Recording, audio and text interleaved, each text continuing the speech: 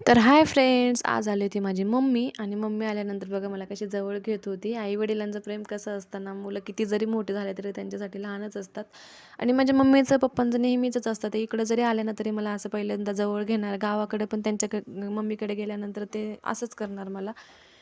आणि येताना बघा ना, मम्मीने माझ्यासाठी किती काय-काय खाऊ वगैरे घेऊन आले होते. अक्षरशः लहान मुलांना आपण कसं जाताना कुरकुरे, बिस्किट ज्या पद्धतीने घेऊन जातो ना, त्या पद्धतीनेच तिने माझ्यासाठी कुरकुरे, बिस्किट त्याच्यानंतर खारीक वगैरे जे असतं ना, ते सर्व काही घेऊन आली होती. आणि भाजीपाल्यामध्ये पण तिला जे काही पॉसिबल होईल, जे काही मार्केटमध्ये भेटेल ना, तो सर्व भाजीपाला पण तिने माझ्यासाठी आणला होता. टोमॅटो, फ्लॉवर, कोबी, वांगे सर्व काही माझ्यासाठी घेऊन आली होती.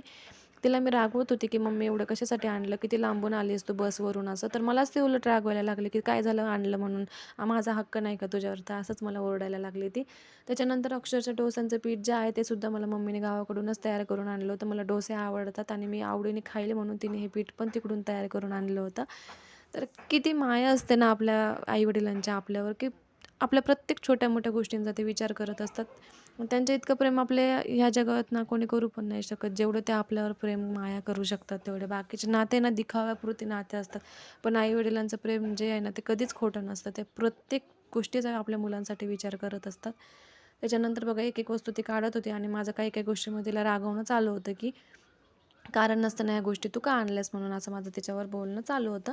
बाकी माझा व्हिडिओ कसा वाटला मला कमेंट करून नक्की सांगा आणि माझे नवीन-नवीन व्हिडिओ बघण्यासाठी मला सबस्क्राईब करा, माझे व्हिडिओ शेअर करा. धन्यवाद.